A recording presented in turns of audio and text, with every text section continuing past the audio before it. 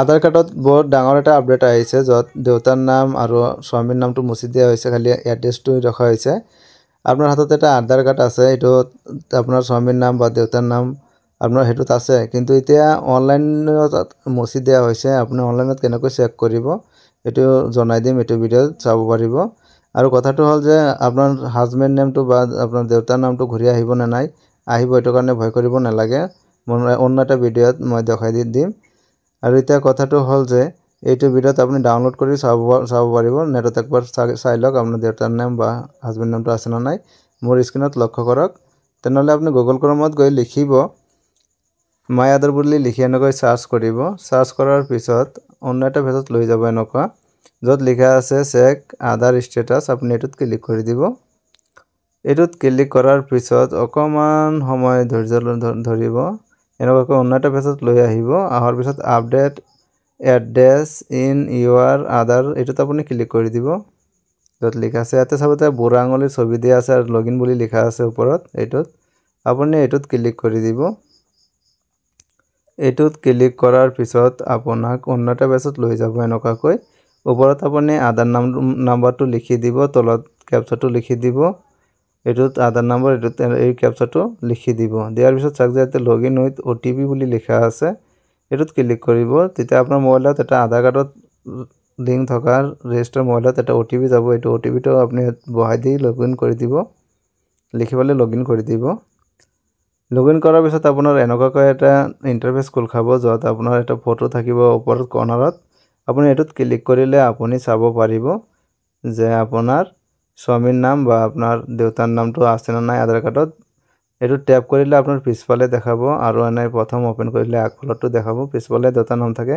এতিয়া খালি এড্ৰেছটো ৰখা হৈছে ইয়াতে, দেউতাৰ নাম বা স্বামীৰ নামটো মুছি দিয়া হৈছে। এতিয়া আপুনি ডাউনলোড কৰি চেক কৰি ল'ব এবাৰ, কাৰণ কি ইয়াত নাথাকিলে ডাউনলোড হোৱাৰ পিছত থাকিব পাৰে। এনেকুৱাকৈ আপুনি ডাউনলোডত ক্লিক কৰিব। ক্লিক কৰাৰ পিছত তলত অলপ স্ক্ৰল ডাউন কৰি আহিলে চাব তলত ডাউনলোড বুলি লিখা আছে, তলত আপুনি ডাউনলোডত ক্লিক কৰি দিব। দিয়াৰ পিছত এতিয়া ডাউনলোড হৈ গ'ল। এতিয়া আপুনি ক্ৰমৰ ছাইডত 3 ডট আছে, তাত ক্লিক কৰিব। তাত ক্লিক কৰাৰ পিছত এনেকুৱাকৈ হ'ব, এনেকুৱাকৈ আহি যাব। তাৰপিছত আপুনি চাওক ইয়াতে ডাউনলোড বুলি লিখা আছে, ক্লিক কৰিব ডাউনলোডত। এইটো কিন্তু পাছপোৰ্ট খুজি আছে। পাছপোৰ্টটো হ'ব আপোনাৰ নামৰ আগৰ 4টা সংখ্যা কেপিটেল লেটাৰত লিখিব আৰু যিটো ইয়াৰটো আছে লাষ্ট, ইয়াৰটো লিখি দিব। তাৰমানে জন্মৰ চনটো কিমান আছিলে এইটো লিখি দিব। লেখাৰ পিছত এইটো খোল খাই যাব। কিন্তু মই ডাউনলোড কৰি চাইছোঁ যে মোৰ যিটো ফাদাৰ নেম সেইটো আছে, এইখন মোৰে হয়, এইখন আছে। এতিয়া কথাটো হ'ল যে আগতে যিটো কেয়াৰ অফ নেম আছিলে সেইটো সলনি কৰি দিয়া হৈছে, সলনি কৰি দিয়া হৈছে। এতিয়া হেড অফ ফেমিলি চিষ্টেম কৰিছে তেখেতলোকে। মই চাওঁ যে এড্ৰেছ আপডেটত ক্লিক কৰাৰ পিছত এনেকুৱাকৈ দুটা আহি গ'ল। এটা ওপৰটো হ'ল এড্ৰেছ ডকুমেণ্টছ আপডেট যিটো, আৰু তলত এটা আছে যে হেড অফ ফেমিলি আপডেট যিটো আছে, আপডেট এড্ৰেছ, এইটোত হেড অফ ফেমিলি আছে। এইটো তলতটো 2 নম্বৰ বক্সটো। এই 2 নম্বৰ বক্সটোত আপোনাৰ এইটোৰ জৰিয়তে আপোনাৰ হাজবেণ্ড নেম আৰু আপোনাৰ দেউতাৰ নামটো ঘূৰাই আনিব পাৰে। কিন্তু সেইটো লৈ মই আগত ভিডিঅ' এটা বনাই দিম, তাৰপৰা চাই ল'ব। ইয়াতে আপোনাৰ 8টা ক্ৰাইটেৰিয়া আছে, এইটো আপুনি পূৰণ কৰিব লাগিব। সহজ হয়, মই এইটো চাইছোঁ বাৰু। এতিয়া আপোনালোকৰ চেক কৰিবৰ কাৰণে মই এইটো ভিডিঅ'টো বনাইছোঁ, যে চেক কৰি আপোনালোকে চাই লওক ডাউনলোড কৰি। যদি নাম আছে তেনেহ'লে ভাল কথা, আৰু এইটো কৰিব লাগিব, আপোনাৰ অনলাইনত আনিব লাগিব।